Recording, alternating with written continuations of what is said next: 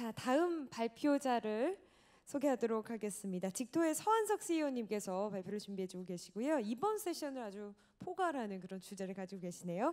블록체인의 실생활 적용, Real Life in Blockchain 이런 주제로 발표해 주시겠습니다. CEO 서한석님 모시도록 하겠습니다. 네, 박수로 환영해 주세요. 네, 안녕하세요. 반갑습니다. 직토의 서한석이라고 합니다. 저는 직토를 창업한 지 이제 한 5년 차 되는 회사의 대표고요. 실제로 최근에 이제 블록체인 쪽을 원래 블록체인 회사로 시작한 건 아니고 좀 히스토리컬 백그라운드 좀 간단히 설명을 드리고, 그리고 이제 실생활에서 보험이랑 블록체인이 어떻게 만나는지 좀 자세히 설명을 드리도록 하겠습니다. 사실은 저희 회사가 앞서 말씀드린 것처럼 블록체인으로 시작하지는 않았습니다. 웨어러블 디바이스로 시작을 했는데, 아마 2014년도에 기억하시는 분들 기억을 거슬러 보시면 되게 많을 거예요. 아마 그때 당시에는 IoT 웨어러블이 세상을 바꿀 것이다. 어떻게 보면 스마트폰 성장률보다 훨씬 더 높은 성장률을 보일 것이다. 그 배경에는 사람이 하나 이상의 스마트 디바이스를 보유할 것이다 라는 게 가장 컸는데, 사실은 저희가 웨어러블 디바이스를 만든 이유는 뭐 갤럭시 기어나 핏빗보다 많이 팔려고 만든 건 아니었고요. 저희는 항상 그런 물음표가 있었어요. 왜 여기서 우리가 카드값, 뭐 전기료, 핸드폰값 제때제때 잘 갚으면 우리 신용 점수가 올라가서 대출을 받을 때 대출 이자가 싸지잖아요. 근데 사실 건강보험료는 완전 다른 문제더라고요. 내가 아무리 건강하게 살든 운동을 열심히 하든, 그리고 나아가서 건강한 음식을 먹든 그거와 상관없이 동일한 보험료를 내게 되면서 왜 그러지? 그래서 저는 건강하게 사는 사람, 우리 회사는 건강하게 사는 사람들을 이제 좀 더 다양한 혜택을 주기 위해서 이제 이런 웨어러블 디바이스로 시작을 했고, 이제 작년 3분기에 더 챌린지라는 어플리케이션을 통해서 이제 어떻게 보면 여러 개의 멀티플 디바이스를 하나의 플랫폼으로 연결한 그런 더 챌린지라는 어플리케이션을 내놨고요. 사실 이 두 프로덕트의 굉장히 핵심적인 우리나라 금융업계와 헬스가 연결되는 가장 되게 큰 특징이 하나 있는데요. 2016년도에 교보 라이프 플래닛과 걸으면 혜택이 돌아오는 그런 보험상 단기 보험, 마이크로 보험을 런칭을 하게 됩니다. 근데 결과론적으로는 너무 시기상조였던 부분도 있고, 근데 사실 되게 큰 성과는 여기 보시는 오른쪽에 보시는 더 챌린지라는 어플리케이션을 저희가 KB 국민카드랑 실질적으로 런칭을 하게 되는데, 어떻게 보면 전 세계 최초로 이제 30만 보 이상 보행을 하시면은 내가 사용한 금액의 5%까지 캐시백을 받는 그런 헬스와 금융이 만나는 전 세계 최초의 신용카드였다.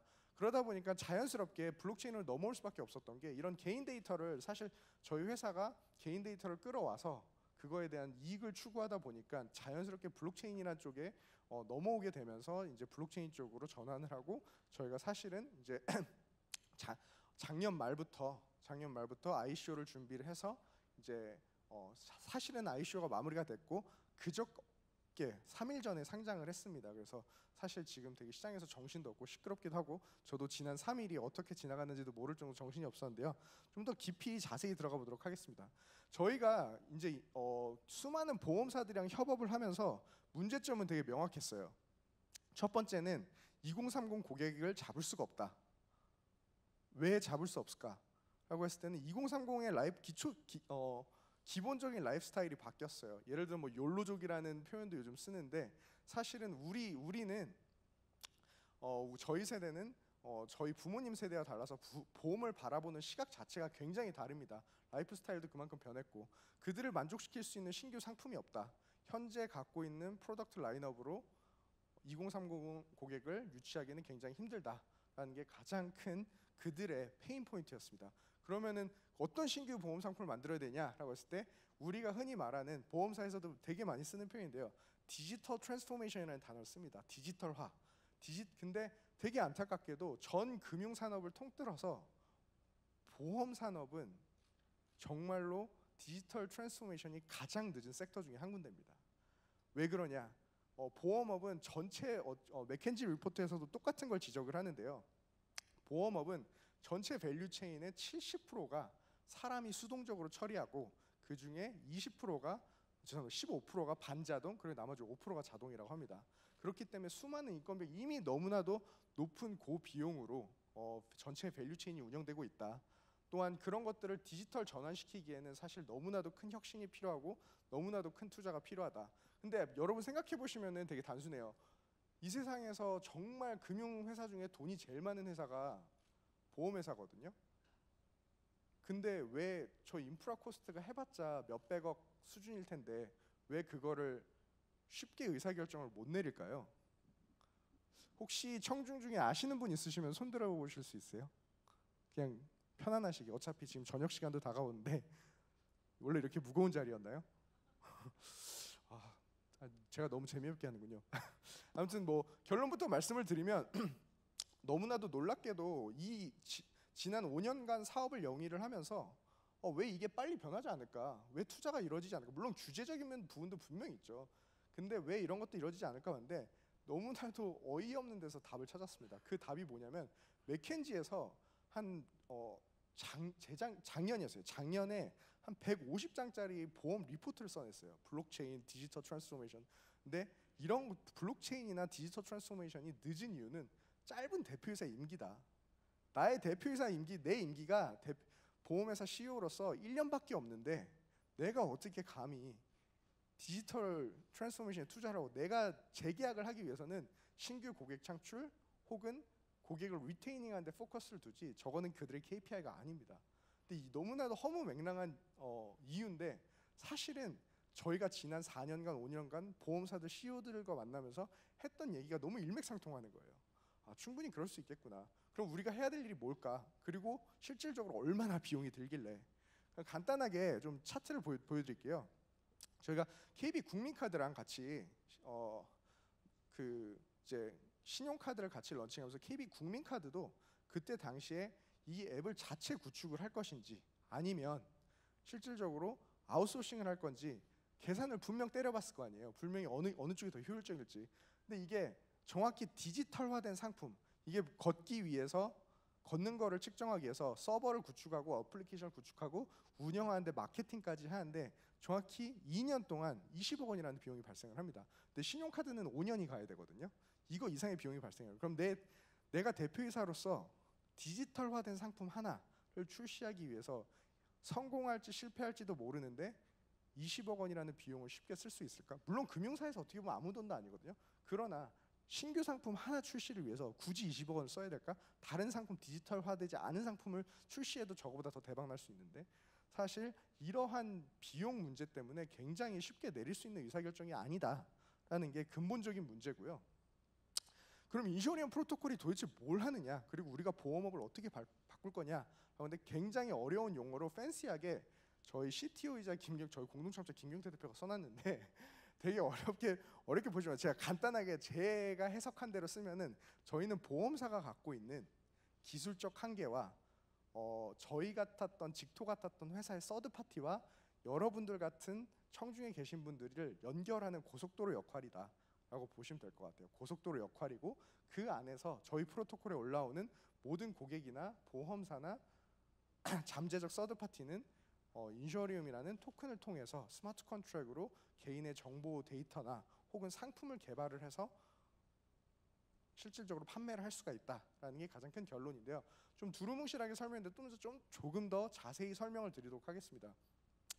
혹시 여기 계신 분 중에 보험업 종사하시는 분 계신가요? 없으시군요. 오늘 참 어렵네요.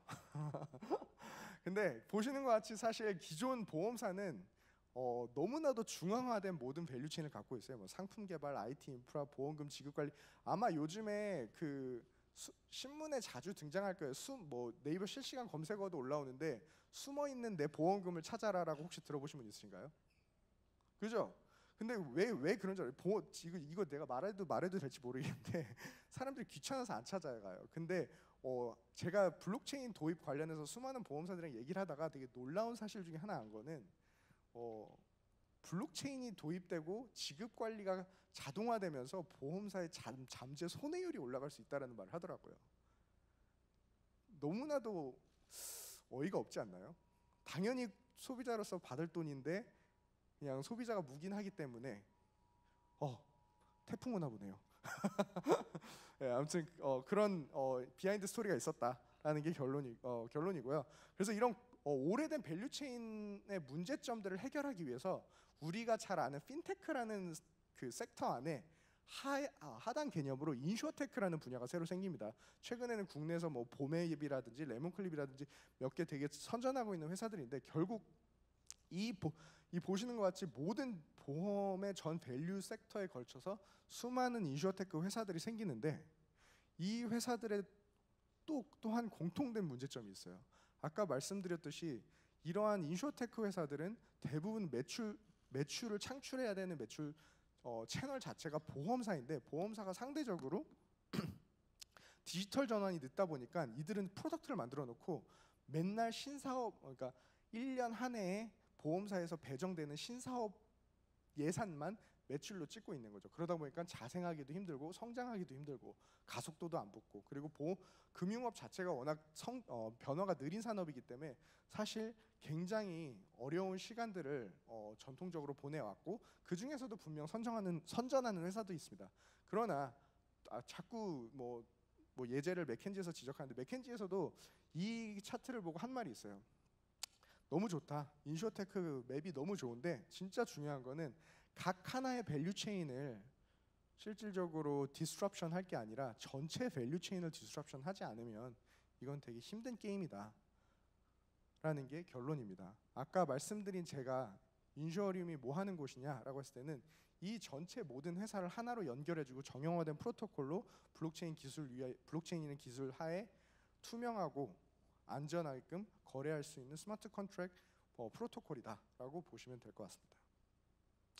그래서 앞으로 그런 것들이 실질적으로 도입됐을 때 우리가 앞으로 어떤 상품이 나올 것이며 어떤 변화가 일어날 것이냐라고 했을 때는, 혹시 여기서 한 달에 한 번은 나는 교통 위반 속도 그런 거 딱지를 뗀다 라고 하시는 분 있으신가요? 너무 공기석상인가?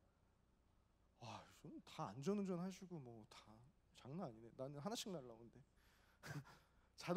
텔레매틱스 디바이스라고 들어보셨나요? 아무도 없으시군요. 네, 알겠습니다. 외롭네요. 그 자동차 텔레매틱스 디바이스가 뭐냐면 자동차 ECU에다 꼽는 기계예요. 근데 그게 뭘 하냐면은 내가 얼만큼 급정거를 많이 했는지, 급발진을 많이 했는지, 혹은 얼마나 쉬지 않고 오랫동안 운전했는지, 여러 가지 기타 운전자 습관을 분석을 통해서 보험료를 실시간으로 할인을 했다, 높였다 하는 그런 텔레매틱스 디바이스라고 보시면 될 것 같아요. 아마 티맵 쓰시는 분들은 동부화재랑 뭐 엮어가지고 뭐 내 자동차 데이터를 팔겠습니까? 뭐 그런 거 팝업 뜨신 거 보신 적 있으실 거예요. 같은 맥락이라고 보시면 될 것 같아요. 궁극적으로는 안전하게 운전하는 사람들은 적은 보험료를 내고, 저처럼 험악하게 운전하는 사람들은 더 높은 보험료를 낼 거다. 그게 보험업계에서 말하는 다이내믹 프라이싱이라는 거예요. 언제든지 소비자의 성향에 따라 가격이 변할 수가 있다.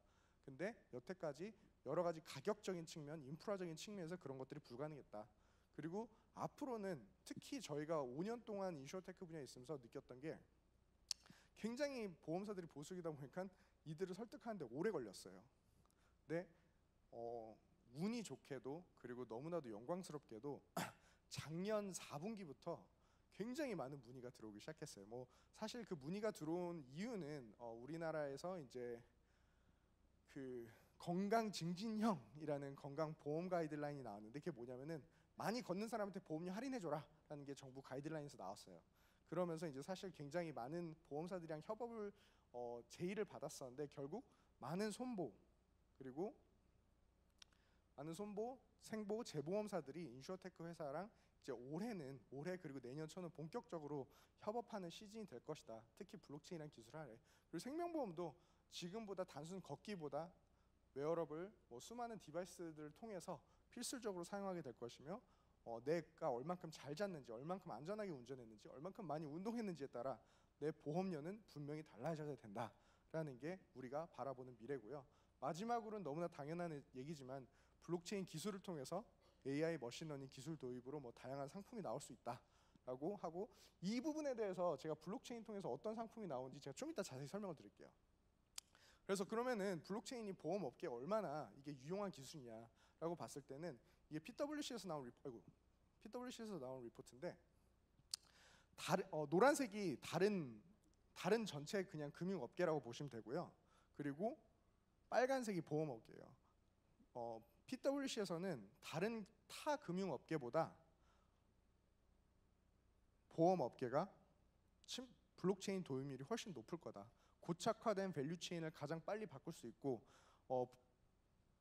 보험업계가 블록체인을 도입하면은 재무제표에 우리가 소위 말하는 오퍼레이션 코스트라는 부분이 있어요. 오퍼레이션 코스트의 35%까지 절감이 가능하다. 그 뜻은 무슨 뜻이냐? 좀 더 좋은 보험을 싸게 소비자에게 공급을 할 수 있다라는 결론이 나오게 됩니다. 또 되게 좀 복잡한인데요. 그럼 우리 프로토콜에서 좀 더 깊이 들어가면 뭘 하냐라고 봤을 때는 결국 두 가지의 핵심 맥락이라고 보면 돼요. 보험 상품을 만들기 위해서는 기초 통계가 필요한데 기초 통계를 구축하기 위해서는 제3자와 협업을 해야 되고 여기 계신 여러분들에게 제가 만약에 보험사로서 뭐 오늘의 걸음걸이 데이터를 내가 가져오겠습니다라고 리퀘스트를 보내요. 그러면은 이제 여러분들은 그 가격을 보고 팔지 말지를 결정을 하고 그렇게 되면은 파신 분들 데이터 위주로 이제 기초 통계를 구축해서 보험 상품을 출시를 하게 되고 이제 그 보험 상품을 출시를 하게 되더라도 그 걸음걸이 데이터를 수집하는 어플리케이션 회사와는 꾸준히 협업을 해야 되다 보니까 스마트 컨트랙 안에 보험 상품이 판매될 때마다 이제 자동적으로 수익이 재분배가 된다. 보험금이 납입이 될 때마다 그 안에서 저희 프로토콜 안에서 보험 자동적으로 수익금이 재분배가 된다라고 보시면 될 것 같습니다. 그래서 기존에는 이런 되게 그냥 맨 왼쪽이 밸류 체인이고요. 상품 개발, 뭐 세일즈 앤 마케팅, 언더라이팅, 클레임 매니지먼트 뭐 되게 복잡한 용어인데 그냥 간단한 개요는 보험사와 고객만 존재하던 밸류 체인 자체가 네, 잘못 눌렀고요.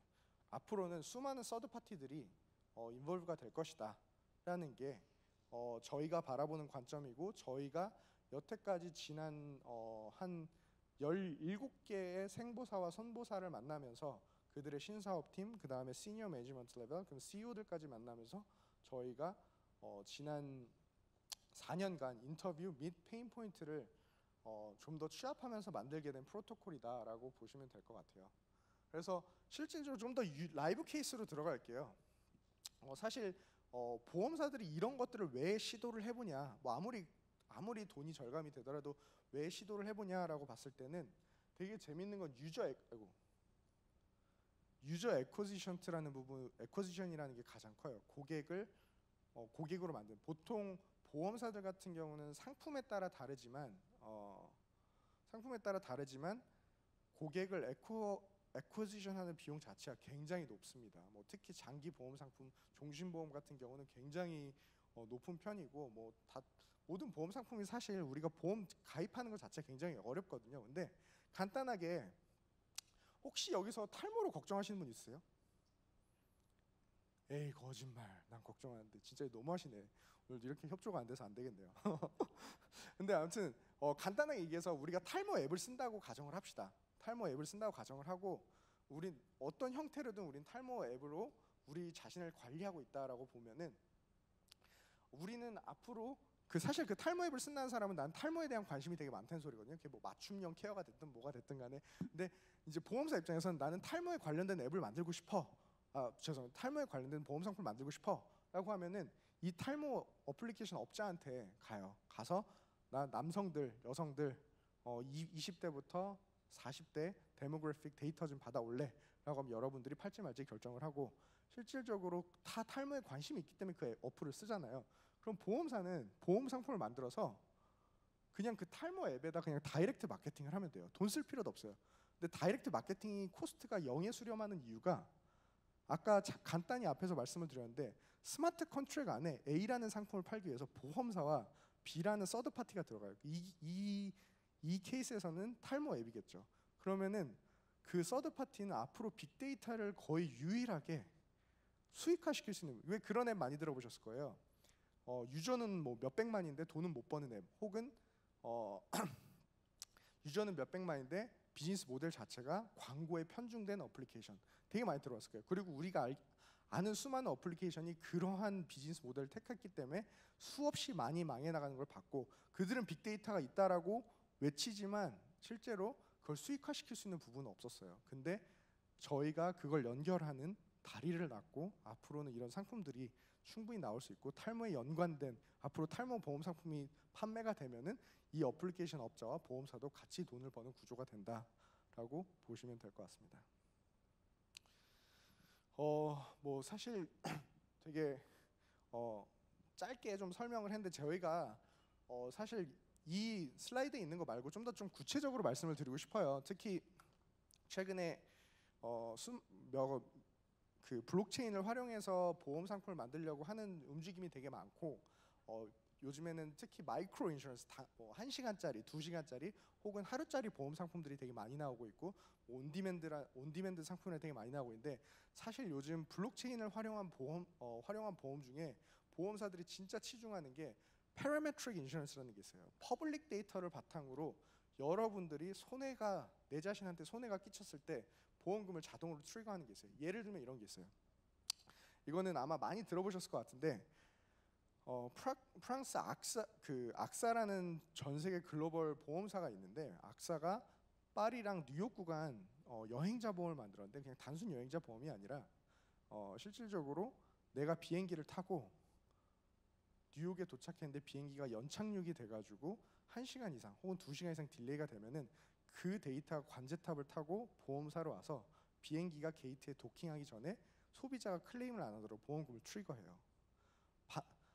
그럼 소비자 입장에서는 귀찮게 가입만 하고 그 데이터가 자동으로 전환되고 내가 클레임할 필요도 없고 얼마나 편해요. 그런 게 패러메트릭 보험이에요. 퍼블릭 데이터를 바탕으로 내가 손해를 받으면 실질적으로 보험금을 트리거할 수 있는 게 블록체인을 활용해서 보험을 가장 편하게 만들 수 있는 거고 사실 대한민국에서도 저희와 함께 협업하고 있는 몇 개 보험사들이 앞으로 그런 상품을 내놓기 시작할 거예요. 뭐 좀 더 우리나라 케이스로 말씀을 드리자면은 우리 봄 그리고 겨울, 가을 되면 미세먼지 장난 아니잖아요. 미세먼지의 예를 들어 농도가 서울 전역 통틀어서 130 마이크로그램이라고 하나? 마이크로그램이 뭐 5일 연속 지속된다라고 하면은 그거에 대한 보험 상품을 만들어서 5일 연속 지속됐을 경우 보험금을 트리거할 수 있는 그런 상품들이 충분히 나올 수 있고 뭐 예를 들어서 뭐 비가 많이 왔다. 내가 골프 부킹이 됐는데 캔슬이 됐다. 혹은 뭐 배를 타고 어딜 놀러 가는데 파도가 너무 높아서 캔슬이 됐다. 그런 것들이 다 parametric insurance에 해당되는 보험 상품들이다. 그리고 사실은 그러한 상품들이 앞으로 나오는 데까지 사실 반년이 채 안 남았다라는 게 사실 되게 고무적인 거고 앞으로도 밀레니얼 세대를 잡기 위해서 보험사들도 굉장히 발빠르게 변하고 있고 재미있는 보험 상품들이 많이 나올 것이다 라는 게 저희가 지난 5년간 특히 최근 6개월간 이 수많은 회사들 미팅을 통해서 느꼈던 부분이고 앞으로 좀 더 올드했던 보험이 어떻게 보면 세대 전환하는 기폭제가 되지 않을까 앞으로 1년이 정말 중요한 시기가 되지 않을까 싶습니다. 그래서 사실 시간이 거의 다 됐는데 그냥 간단하게 뭐 괜찮으시면 질문을 주셔도 되고요. 그렇지 혹시 질문 있으신가요? 네. 네. 저기 오늘 강의 잘 들었고요. 네. 코스닥의 첫 번째는 상장이 오늘 됐다 그러는데 어떤 그 절차로 그 상장이 됐는지 그걸 좀 물어보고 싶고 그 다음에 두 번째는 지금 그 블록체인을 이용한 그 보험의 시장이 어느 정도의 성장성으로 발전할 것인지 두 가지를 질문하겠습니다. 네, 알겠습니다. 첫 번째는 코스닥에 어떤 절차로 상장을 했는지, 두 번째는 앞으로 보험 시장에 실제로 블록체인 도입해서 성장성이 어떻게 되는지 것 같은데요. 첫 번째는 죄송하지만 저희는 코스닥에 상장한 건 아니고요. 저희가 앞서 말씀드린 ICO를 했고 ICO를 성공적으로 이니셜 코인 어퍼링 저희의 토큰을 발행을 했고 토큰이 성공적으로 판매가 완료가 돼서 저희는 3일 전에 코인베네라는 중국 메이저 거래소에 상장을 한 상태고요. 그래서 그거는 실질적으로 KRX랑 전혀 상관이 없는 제도권이랑은 전혀 상관이 없다. 요즘 뭐 화두가 되는 업비트나 빗썸이나 그런 거래소의 일환이다라고 보시면 될 것 같고요. 블록체인을 도입해서 앞으로 보험 산업이 얼만큼 커질지라고 이야기를 하는 부분에 대해서는 제가 마지막에 드린 말씀을 인용하시면 될 것 같아요. 사실 현재 기존에 있는 상품들을 바탕으로 블록체인을 적용하기에는 특정 상품들은 전혀 블록체인이 필요 없는 것도 있고 어떤 상품들은 블록체인이 필요한 부분도 있는데 지금은 다 마이크로 단기 보험 위주로 먼저 시작을 합니다. 그리고 가장 미니멀하게 스타트를 해보고 그거에 대한 수익성 및 시장의 디맨드가 있는지 확인을 하고 그리고 나서 순차적으로 어려운 어떻게 보면 컴플렉시티가 되게 높은 상품으로 차근차근 확장을 할 것으로 예상이 되고요. 지금은 아직은 걸음마 단계지만 실질적으로 걸음마를 떼고 이제 첫 상품을 내보내기 시작하는 시점이다라고 보시면 될 것 같아요. 네, 시간이 없는 관계로 제가 여기서 질문을 마무리하도록 하고요. 굉장히 이 안도 덥고 오늘 태풍도 온다고 하는데 오늘 내일 건강 조심하시기 바랍니다. 감사합니다.